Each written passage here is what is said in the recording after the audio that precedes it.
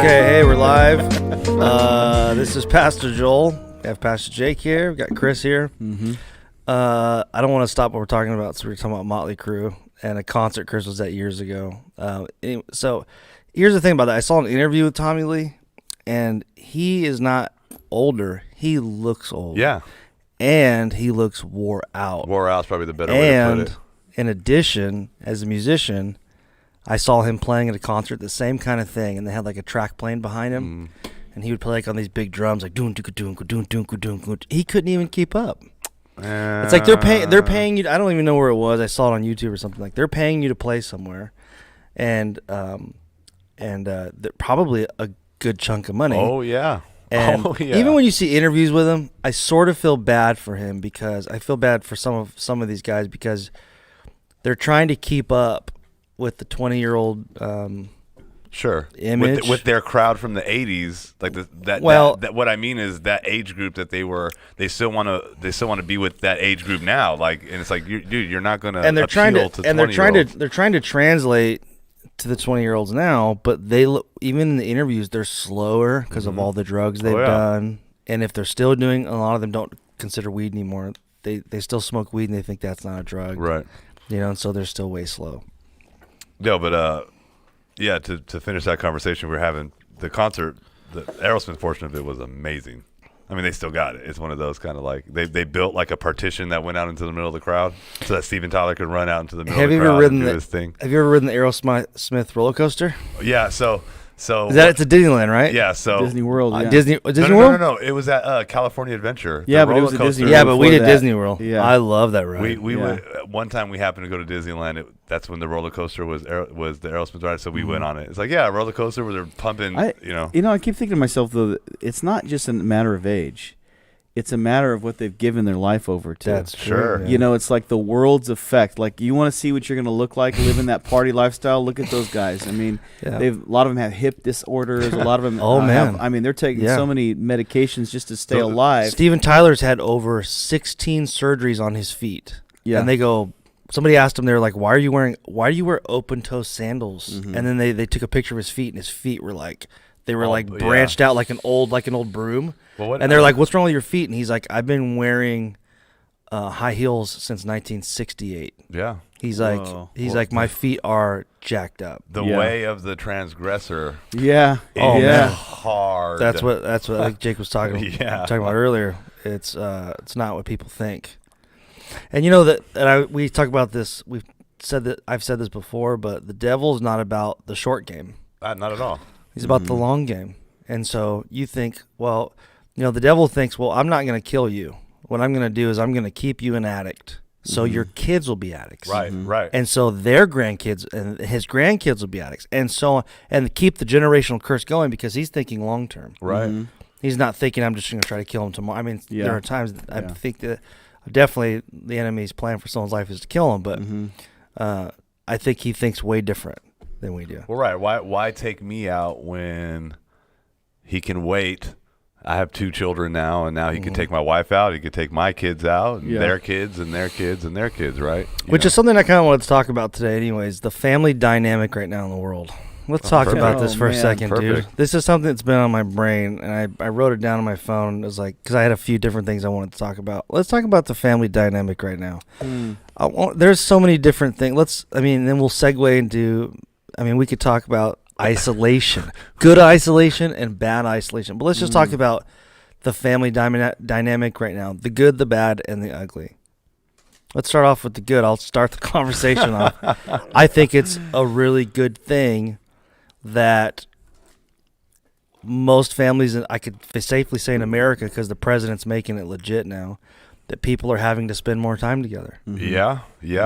I mean, I've been off of work during this shelter in place, and so my wife, she works at a hospital, so she hasn't been off of work. So I've got to be home with the kids a lot, and we're really trying to follow the mandates and stay at home unless we absolutely have to leave, and so it's actually been wonderful. We did. Hey, Jordan, I normally work till the middle of the night. So like things like family movie night and family game night, all this stuff, like I'm never involved in. So like this last Friday, we got to have the family movie night, and I got to, in a way, learn. How's Andrew feel about that? About me being home, or all he cares about is that he's home. Okay. Right, and so he loves it. I always, the way I always put it is when especially with boys, when they're younger, they're daddy's boys, and then when they get older, they become mama's boys, right? So now that's how I kind of feel, right? I perceive it. Or if that's what you're hoping. Well, no. I mean, it's an interesting. He's having to get used to certain things. Like, you're not going to, just because you might have carried on that way because I'm not home, you're not going to carry on that way when I'm at home, right? Daddy's home. Hold on. So Daddy's home now. Absolutely. So you're cracking that whip. Big time. Like, I remember I saw a meme one time, and it showed a picture. Everybody knows who the Undertaker is. Yeah. And it showed a picture of him just like in the aisle with all the smoke, and it was like what it looks like when Dad comes home. Oh, yeah. You know what I'm saying? Yeah.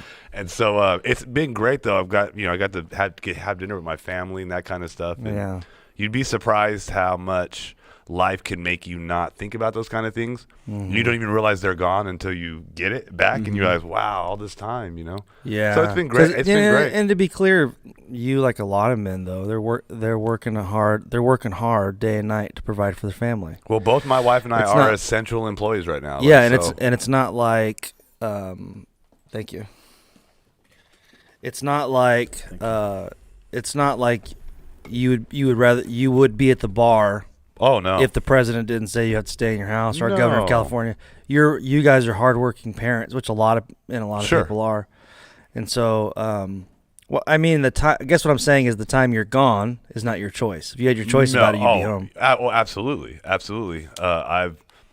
I've taken many steps over the years to try to get it to where I could be home. It's just you can't quantify how much that's worth, right? Like, you can say, I've thought about getting different jobs where I pay less or I get paid less, and people will be like, well, you're going to lose X amount of money. I'll be like, yeah, but put a value on being home with my family and eating dinner with my boys, right? Because I have 2 boys, right? And my wife, 2 rapscallions. Absolutely, my wife could only do so much, but I'm going to be the one that's going to teach them how to be men, right? And so I need to be home in order to do that. Sure. But yeah, cracking the whip. Yeah, I think this is what it's showing America is the imbalance. Oh, absolutely. Because we're the second most worked nation in the world. Japan is number 1. We're number 2. We work more time than any group of people in the world. I mean, France has 5 weeks of paid vacation every year. A lot of the other countries, right? Merci. And so what I think the difference is so many parents say, well, I want to put an in-ground pool in. And they say, well, I'll take overtime to do that. And then they miss the entire summer. Right. Or they miss into Christmas because they're taking overtime when they could have bought a Doughboy pool and spent those extra hours with their kids. I think there's a difference. I think it's showing the imbalance is things like you do have to work, yes, but that doesn't completely remove the responsibility of knowing that these times cannot be taken back.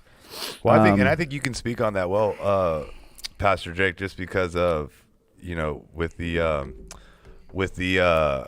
core and Pastor Jake was I guess still was the youth pastor here for a long time and over the children's ministry. It still is. So maybe you can actually kind of speak to that imbalance and kind of speak to that, how I'm sure you can tell the difference between a child who big time. Yeah, Yeah.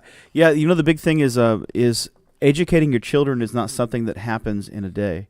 Right. It's something that happens over a long period of time. Say that. And so you can tell the difference between a kid where the parents have actively been involved in their spiritual life and kids that were not, or their parents have not been. And so often people will they will forsake their educating their children spiritually because of a lot of different things. It's not just about the job. It's about family reunions, birthdays for cousins. It's about after-school programs. All these things take up time. Sports, right? And so, just sports, for instance, is I've never seen anything take out a kid faster than a sport. Sure. You'll have a kid that's doing really well in a youth program. They're dedicated. They're coming every week, and the minute a sport comes up, they're gone. They're gone for an entire, and most of the time I don't get them back. And so it's something that happens through the entire lifespan of the kid. I know that in my family, when we were 5, 6, 7 years old, we were having devotionals every morning. Mm-hmm. And then even our gifts for our birthdays, my mom would do, one gift was fun and one gift was spiritual. Okay. So she would do you'd get like a toy, and then another gift would be a Bible, or that was for your age group, or another gift would be a new CD. We had so many Bibles growing up. Yeah, yeah. But you think about it now,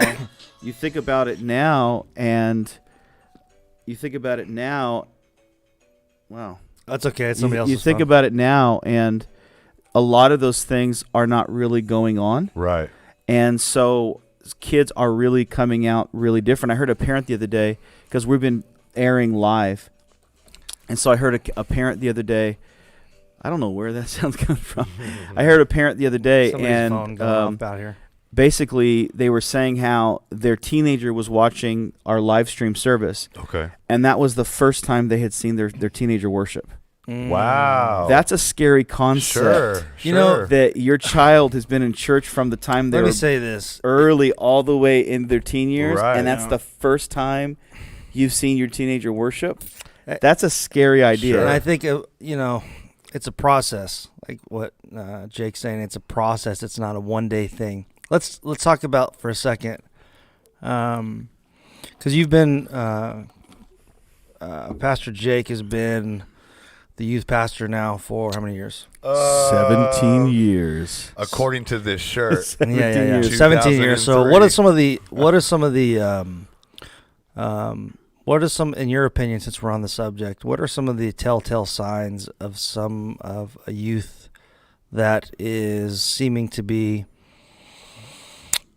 maybe the best word for it, straying away? Mm-hmm. Maybe their attention is elsewhere. Mm-hmm. Maybe they're just going through the motions of going to church because mom and dad are telling them to. Mm-hmm. But you're doubting that they have a relationship with the Lord for themselves. Yeah, there are some telltale signs. Hit me. Hit me. If you start to see horns grow, or if their eyes turn red. No. Some parent right now is looking at their kid going, there is an actual horn growing. Right. Yeah, no, there's a few things. First of all, this would only apply if you are actively working on their spiritual life. And that could vary depending on how long you've been in church or if you're in church at all. The other thing I would say is take notice of changes.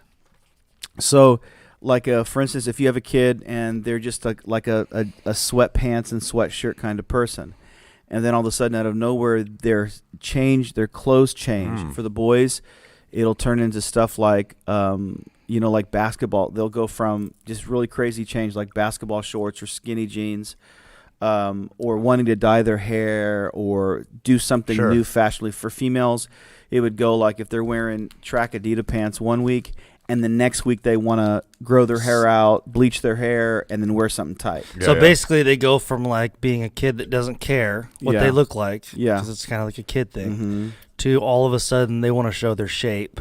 Yeah. They want to, the boys are, and I've seen this a lot in our church and, out and about. The boys will wear their pants so low that it's below. It's below what it should be covering. Both are exposed. Right. Yeah. And, when they go from tucking their shirt into that, I'm like, whoa, pump the brakes. Something's definitely going on. Like a change, like a visual change is probably the easiest way to tell. The other things are if you have a kid that's like really congenial and he's really friendly, and then all of a sudden they're quiet and they're secretive. Okay. That's always a really good indication. They're sneaking around you. Yeah. And the thing is too, like if you're dealing with teenagers, I always tell parents, you got to come from the point of view, all teenagers are liars. And it's not because they're bad kids. No, listen. It's because their hormones are going crazy. Listen. With boys, testosterone's like crack. Now, do you want to TM that? You want to put your No, listen. inside your name? All teenagers are liars. Yeah. We're gonna get fan mail, unappreciated fan mail from that one. Listen, Judge Judy says if you ever want to know when a kid's lying, it's whenever their mouth is open. Yeah, that's funny. So, Judge Judy just retired? Did she? Well, the season is gonna finish her out. Yeah. Oh, and good for her. She's still full of energy and whatever. Vinegar. Yeah, vinegar. I was gonna say. Well, she has a new show. I was trying not to say it. It's in my mind, right? So, she has a new show. Oh, does she? Like a Yeah, talk show? so she's been with the same network for 23 years, 25 years. So she's going to a new network, and they're doing a different format, supposedly. That stinks. I like that show. I remember my grandfather watching Judge Judy, and I said, "You're watching that?" And he goes, "Man, she doesn't play around. She does not. She kicks people off the show." She does.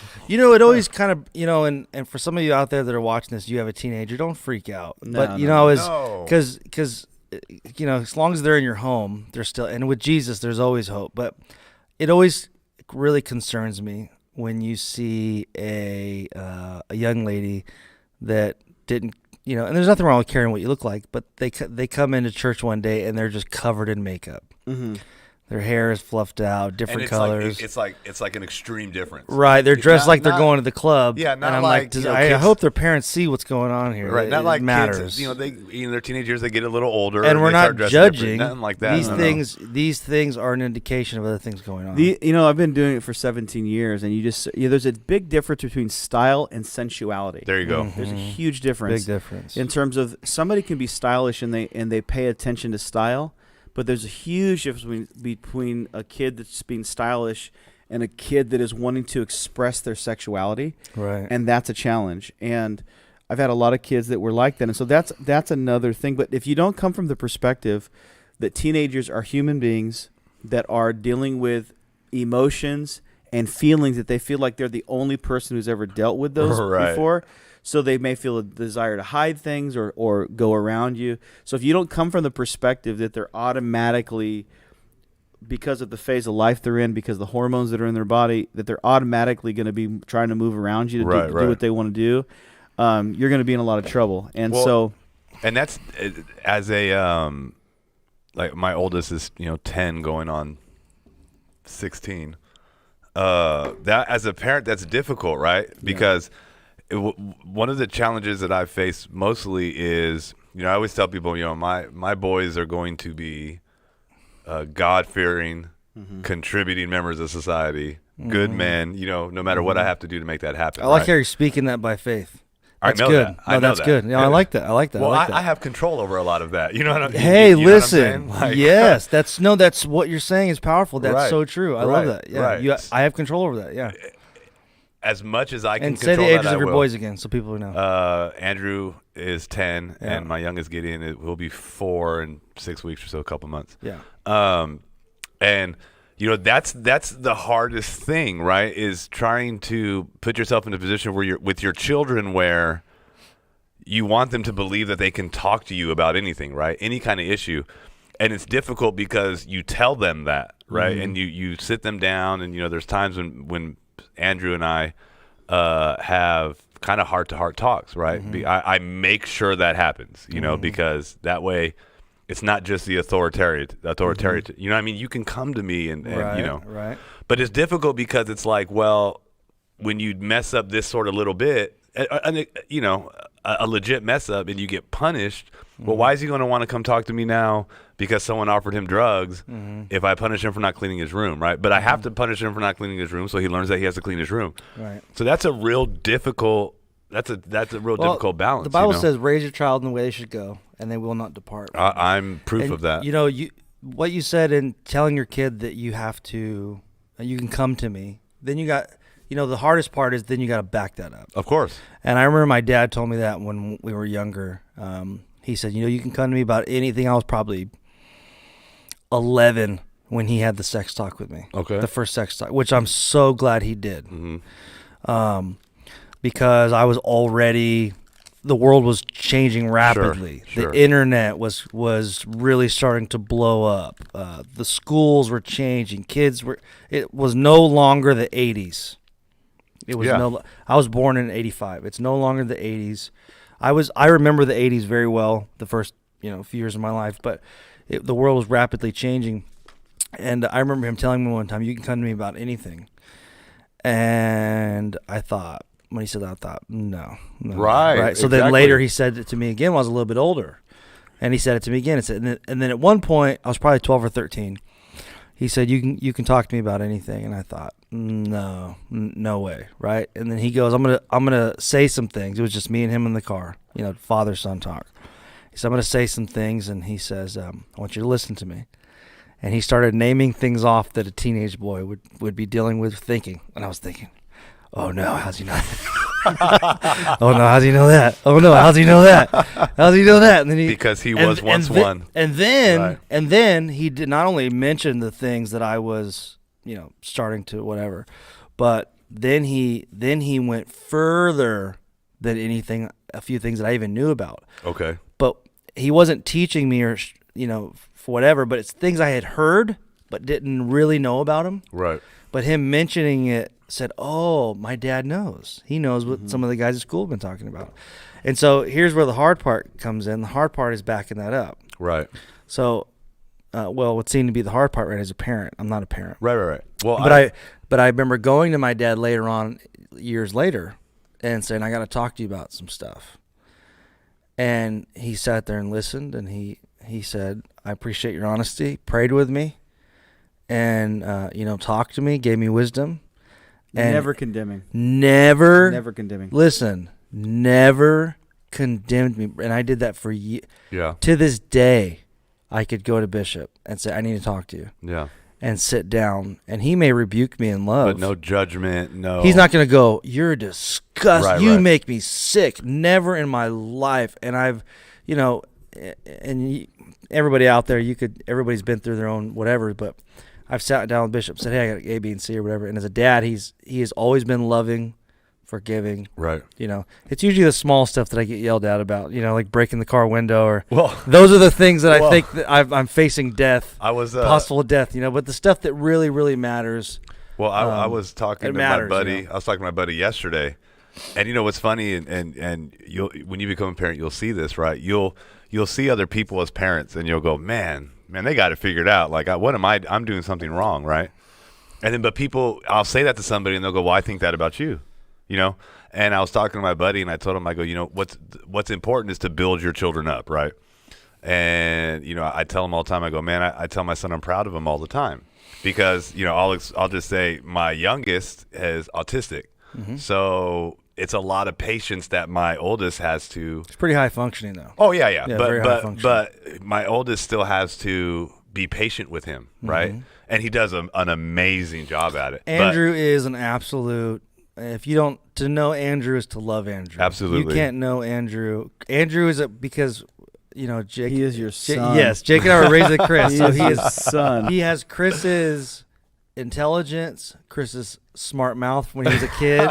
Chris always has a smart mouth, but he has Courtney's love, her heart, yeah, and he has Courtney's charm. Yeah. Well, as young as he is, was he 11? He just turned 10. 10. Yeah. So when he's sitting there and he's talking to you and he's smiling and he's engaging with you, even though he's a kid, he has this very lovable. You just go, man, I just love this kid. Right. It's a good kid, Well, just to finish my point, but I was just saying that. Yeah, I told my friend. He goes, that's what I struggle at a lot of times is kind of building my kids up, right? He's got 3 kids, a boy and 2 girls. I go, well, you need to build them up. I go, especially your son, right? And he goes, well, I could do better at that. I mean, what I told him was, I go, look, here's how I look at it when it comes to building up my son. And I go, use this advice and you'll be good. To tell your son that you're proud of him, there's never a time when you can't say that. So if you're waiting for an opportunity to say that, that might be rare. But I told him, I go, I'll sit on the couch and Andrew will be sitting next to me playing video games, and I'll just say, son, I'm proud of you, man. He'll go, thanks, Dad, and that's it. And just a random time. And I just told him, I go, you could never not build up your children. There's never a time when you can't. So now every moment of free time you have, you can be building up your children. So now just do it whenever. It seems to be working because Andrew's a good kid. Andrew, does he watch these podcasts, by the way? Some, yeah. We don't want to blow his head up. No. He's very smart. He I'll tell him that we're talking about him. Now he's going to He'll be in core soon. Was it 11 or 12 you get in core? I'll whip him into shape. Please. Like 12? Bro, I cannot wait. 12 is core, or you let him in sometimes 11? 12. Like 12. Well, I'll tell you this.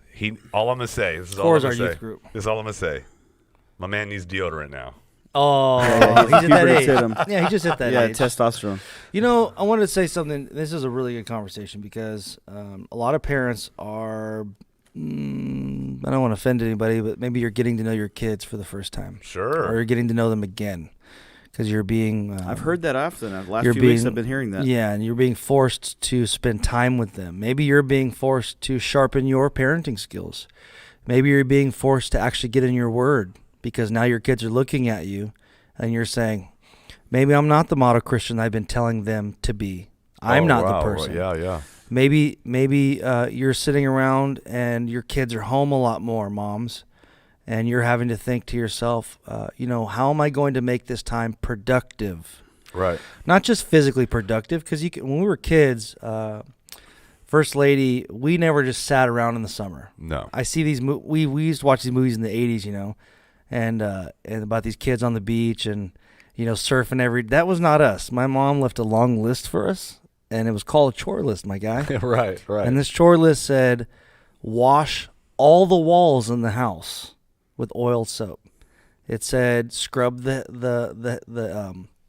baseboards. Yeah. We had to sweep, vacuum, we did laundry was probably the last thing we had to start doing in our teen years. Mm-hmm. But I think that's definitely something, so besides that, I guess what I'm saying is we did that. But besides all that, not just physically productive, but some of you moms might be saying, what am I doing spiritually productive for my kids? Or am I doing anything? Right. Well, maybe or what could I do? That's Jake, what I was going to say. Jake, you could probably speak to that best than any of us. The thing that I would say is I don't have children, but I have you have a lot of spiritual children. And I've had a lot of work with parents and worked with parents quite often. And the perspective that I have is I'm a person that has to be in my word. Like I survive. I can't survive if the apocalypse happens. I need my Bible and a cup of coffee. Unless you're like the Book of Eli and you have memorized the Bible, and then you don't need the Bible. But I love that movie, by the way. I think that's one of the greatest Christian, untitled Christian movies, right. One of the greatest Christian movies that's ever been made, because it's, it was almost like they tricked Hollywood. It was like they made a Christian movie, but they didn't know it was Christian, so they put the money and the effort and the action into it. Yeah. If you're, in my opinion, and I'm, if you got a son or a teenage boy, that's a great Christian movie to watch with them. But anyways, go ahead. And so my love for the Word comes from the devotionals we did in the morning, growing up, every morning. And my love for the Word is seeing my mother at the table, even if she was sick, you can tell that she's been in her Word. Absolutely. So that is where I get the love of the Word from her. The reason I go home at night, yesterday after service, I couldn't help, even though we had just got done with church. Yeah. I couldn't help but put more worship on in my car and worship on the way home, because that's my dad. That is what I experienced. So they showed me what to do by just doing it, not because we were around, but because that's who they are. And it's surprising to parents how much kids pick up on, like how much things that they remember that you're like, why would you even remember that? I tell people about my dad. My dad is a man's man. You know what I mean? He's been working his whole life. What we would just consider now alpha male, which they don't barely exist anymore. Right. They're sitting at this table, guarantee. But whatever. He's been working his whole life. Truck driving, 2, 3 jobs, working ministry with your dad. More than 3 jobs. Just to brag on your dad. I mean, he would work more than 3 jobs. Yeah, and I remember him working help 5, your dad 5 jobs, and help your dad and haul the equipment and legit. But I've known my dad obviously my entire life. I stood next to my dad when we buried his mother and his father. I've only ever heard my dad cry when he's worshiping. That is not an exaggeration. Wow. I can remember my dad would lock himself in the room when I was real little, and you just hear him just weeping and prevailing. And to this day, that's the only time I've ever seen my dad cry or heard him cry is when he's worshiping. Wow. And that's why I brought up the funerals. I was there when we put his parents away. Man. And he wasn't even crying then. Wow! But when he's worshiping, the Lord has a way of he probably doesn't even know that I picked up on that, or he knows now because we've talked about it. But he never would have even known that we paid attention to that. Yeah, now that you mention your dad, if you've not followed our other podcasts, you probably wouldn't know this. But Chris's dad and my dad were neighbors their whole life. Yeah. They lived whole life, right? Pretty much. Pretty much, yeah. They lived across the street from each other. So 40 plus years they've known each other. Yeah. Yeah, and so I've known, of course, Chris's dad our whole life too. And now that you mention it, I think I've only ever seen your dad cry, like at the altar. At the altar. Or during worship. Yeah. Mm-hmm. Yeah. That dude is, he just doesn't. I don't want to say he doesn't show his emotions, because he definitely does. No, and that's a good subject too, because but men crying, that's interesting, because at our men's camping trip, I love our men's camping trip. Yeah, me too. And I'm biased, I know, but we have one of the manliest men's camping trip. We bring out the barbecue pits, all of it. We bring out axe, and we chop our own wood. We fish. Yeah. And a lot of our guys, they work a lot. So when they take that time off, they will fish. We'll go for 3 days camping. The whole time. I love how they'll fish for 3 days and not sleep. Yeah. Remember, Dominic didn't sleep for 3 days. He didn't sleep. No. He fished 24/7 for 3 days. And he won the contest that year. Yeah, and he did win the contest. Just as a side note, just as a side note, I remember, I'll never forget that. It was our last night that year, and nobody was catching anything. And Brother Garcia had caught a fish like the first day we were there, and he was in the lead. And, since passed now. Yeah, we miss Brother Daniel, of course, but I'll never forget. It's the last night. It's like 2:30 or 3 o'clock in the morning. Everybody's going to bed. Oh yeah, and everybody's going to bed. I know what you're gonna say. And I'm whooped. I'm going to bed. Right, we got to get up at like 7 in the morning to pack up and everything. And Dominic catches that fish, that big old fish, and all of a sudden, word gets out that somebody caught a fish, and this exodus. Oh man, dude! This rush to the tents, exodus from the tents to the water was ridiculous. Because everyone that's not there, you can go on Facebook and find pictures of us. But we have all the tents on one side of the camp. Right. We have all the food on the other side of the camp. Right. There's like a volleyball you've got to pit in start between. with the fact there's a contest that begins the minute the camping trip starts and doesn't end till the morning it's over. It's like 9 a.m. Thursday morning, right? Yeah, and so 8 a.m. Saturday or no, that's not right. Saturday Wednesday. we leave. Saturday we were leaving. Okay, so it starts. So Dominic stayed up all night. Yeah. So would it start Wednesday Friday or Thursday? night? It started Thursday. Thursday, yeah. So Dominic stayed up all night on Friday night into Saturday night. Yep. And in the middle of the night, in the early morning, he caught the fish before the contest was over. And somehow word got out, man. And people came out of their tents. Oh, they heard it. They heard it. Oh, my God. And a lot of the guys don't sleep super well out there. No, I sleep I like a lot. Yeah, I sleep like a baby. I sleep like a baby. I don't, but it's okay. But we're camping on obviously, they don't know, we're camping on a river. And so there are animals out there. There are coyotes out there. There are, whatever's out there. And so that may be one of the reasons. But even this last time, some of the guys didn't. This is such an important thing too, and I'll segue into this other thing I wanted to say. You guys can go where you want with it, but real men in church is so important. Absolutely, so important.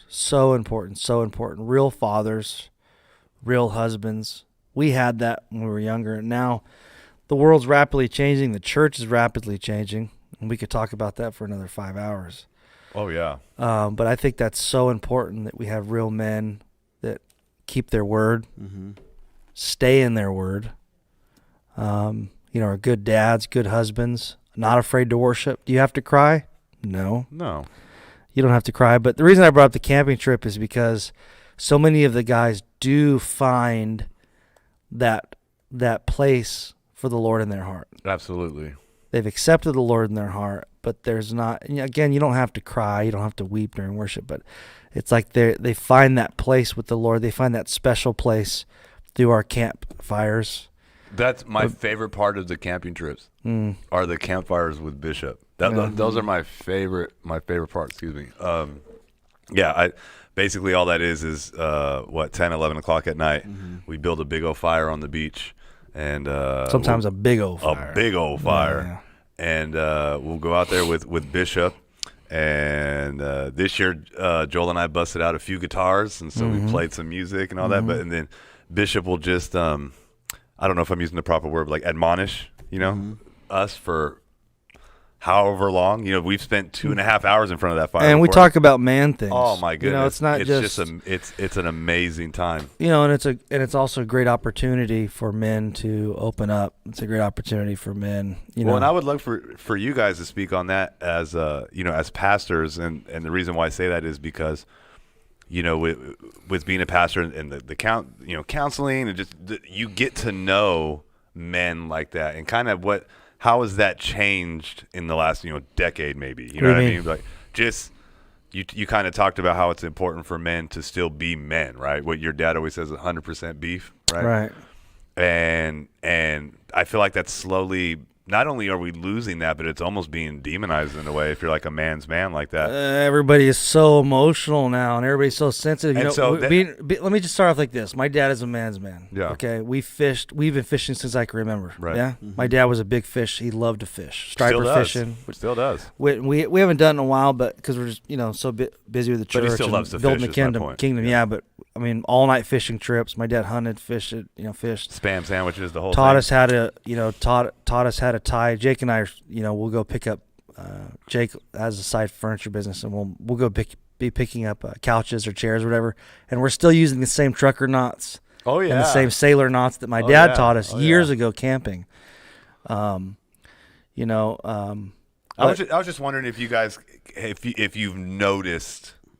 From I know. I guess what I was saying, I'll let Jay. I guess I was saying is we had a great dads, and you have a great great real man that was a Christian as well. Right. Our dad was a balance. So on one hand, he's a man's man. On the other hand, he's not afraid to be open. Right. So I think that's the vast difference is females bring to the kingdom. Females have always been a huge part of building the kingdom of God and building the church.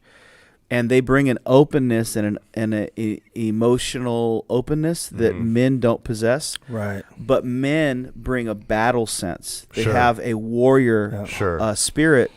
And so what's been going on the last decade or so is so much of the worship and so much of the services have been dedicated to the emotional side of worship and the emotional side of things. Facts. So what's happened is the men feel less and less welcome. And I've even noticed this in our congregation where you'll have, this is why I'm so grateful for Jordan leading worship too, in terms of having a male lead worship, is I have noticed that you'll have a song that's a little bit more introspective, a little bit more, I don't want to use the word girly, but I mean a little bit more effeminate. Yeah, effeminate in terms emotional, a little more it's grabbing at the heartstrings. It's more of a heart, a song that causes the heart to open. Right. I get a little bit more like where it causes the heart to open. Sure. But then you'll get a song where it's more battle sense. Can you think of a song for either or what you're just talking about right now?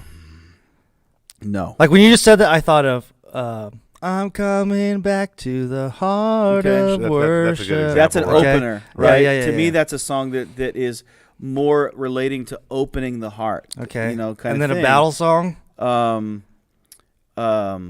The song that always does the rap song he does Stockton. Oh yeah. Hear the word of the Lord, Joneses. Stockton. Shout out to Forever Jones. The song I always go back to. Lord of the Breakthrough or something. Lord like of the Breakthrough. Right. Or Our God is an awesome God. He reigns. I love that song. By the way. It doesn't cause you to fall on your knees and cry. It makes you want to stand up and march. Well, whatever. Your dad calls it that, right? He'll be like, guys, I need like a war thing. He'll tell us on the stage, not give us a song, but he knows, I need that. I need that war cry. I need that war cry. Yeah. Women have a sixth sense, and let me put this in here too, because it's really important.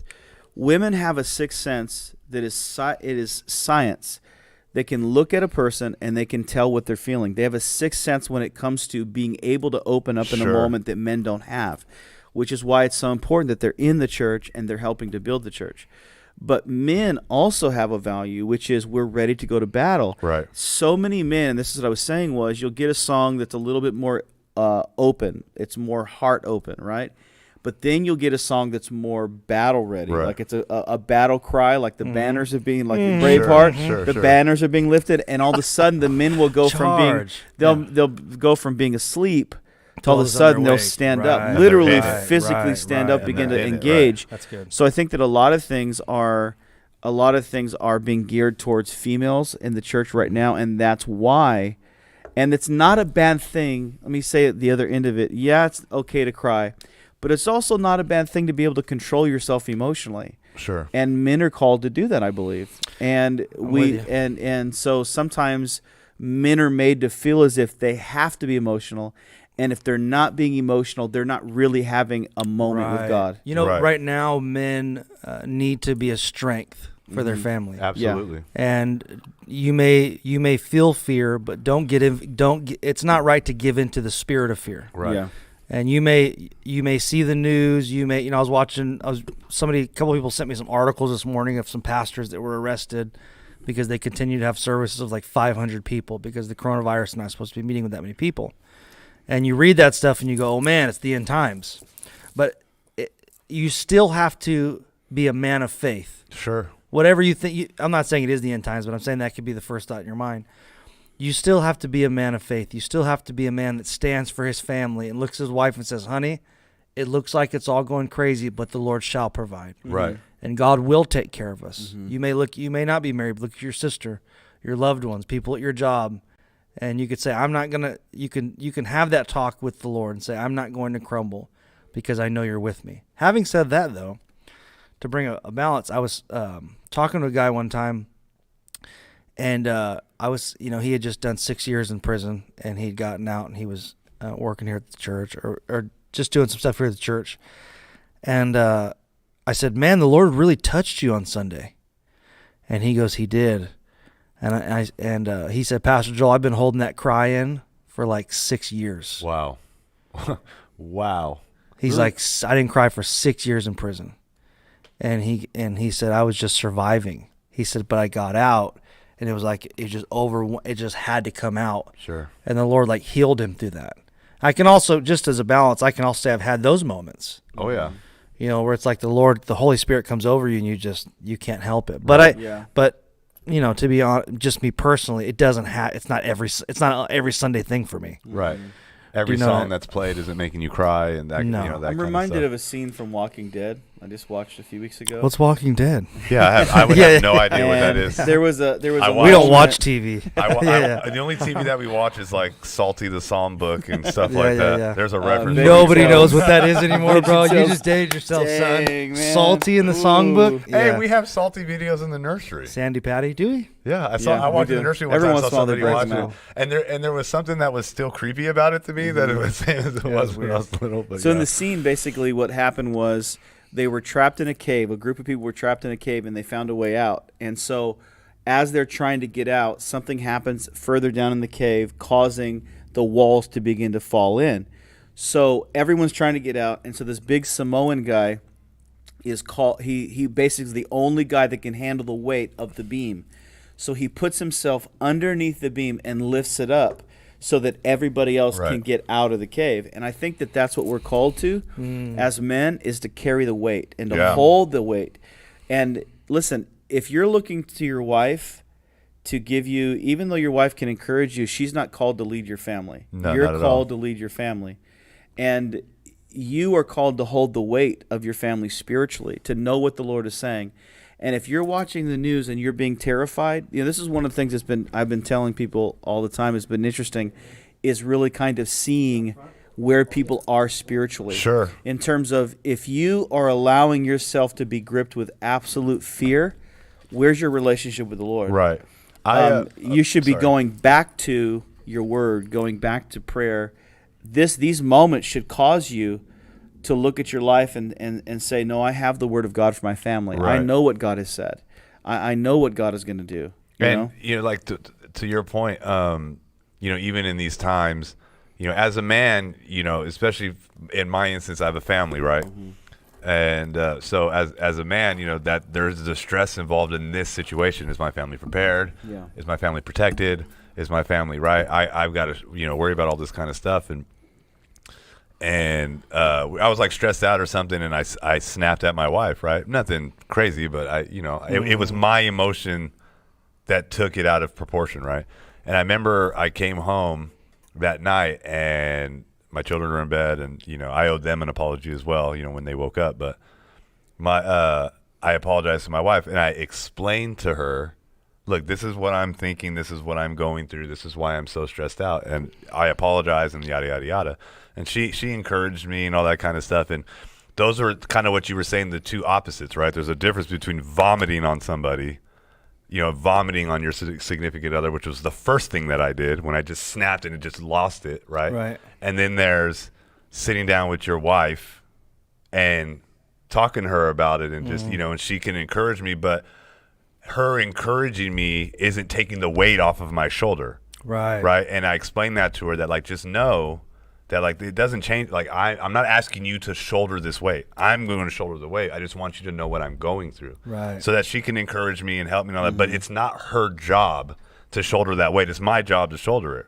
So to your point is what, it's my job to be the Samoan dude. It's her, my family's job to run under me. Right. That. You know what I'm saying? Yeah. And so that can be a difficult balance. That could be a stressful balance, But we're just about out of time, and I hate that because we're having so much fun. Oh, yeah. Part 1 of 37. Yeah. I think one of the main themes today is, generally as I can put it, is that God's with us. Mm-hmm. Absolutely. The Lord's with us. These are strange times we're living in. And if you listen to this tomorrow or you listen to this 5 years from now, we're still going to be in strange times because the Bible promises it. Right. But what we do know is that God's with us and that the Lord's faithful. Mm-hmm. And the Bible says that you will never find him leaving you hungry. Right. You'll never find him leaving you wanting. I was once young. Right. But now I'm old. Mm-hmm. Yeah. I've never seen the righteous. Absolutely. I love that verse. Man, love you guys out there. Absolutely. Thanks for listening. We're praying for you. Thanks. Anything else you want to say? Thanks for joining us, Pastor Jake. This is fun. You didn't bring your book, did you? I didn't. Plug your book, man. Plug your book. Listen, I wrote a book a year ago. A little more than a year ago, I was dealing with an illness, and this is like the 4th or 5th time the doctors have said that I had a disease of a different sort. Every time it's different. And they literally put me down. I was on medication. Yeah. They had me on pain medication. I was gone from the church for almost a month. And the Lord spoke to me and said that I had to receive the healing for myself, that I had prayed for thousands and countless others and believed God for healing, but now I had to receive it for myself. And I began declaring over my body that I had been made whole, that he had made me whole, and declaring Romans 8:11, the same Spirit that raised Jesus Christ the dead will quicken your spirit and will restore your mortal body. You can go to Amazon.com, look up Jake Filkey, and you can buy it on Kindle. And I'm out of paperback. I think I've got 1 or 2 later on back. That's a good problem. But you can buy it on Amazon for Kindle. It will change your life. It's a short read. Literally, if you're a super good reader, you might be able to knock it out in about 20 minutes. When I got my copy, it was, with the kids running around, it was like half an hour. Go to Amazon.com, download it for Kindle. Let me say this. It's also an interesting read. Made whole. I give it to even people that are not believers. Yeah, absolutely. Because the way Pastor Jake wrote it, he made it very applicable, and it causes you to think, even if you're not a Christian, it causes you to think about the possibilities of a miracle, the possibilities of God actually existing and him being a part of your life. So even if someone's not saved, get the book, give it to them, have them read it, it could touch their life. And if you ever get a chance to run into Jake, he will sign it for you for a fee. He will. Love you guys. Thanks for listening. Catch you later. Yep. Dynamite. Too easy. Could have go for another hour.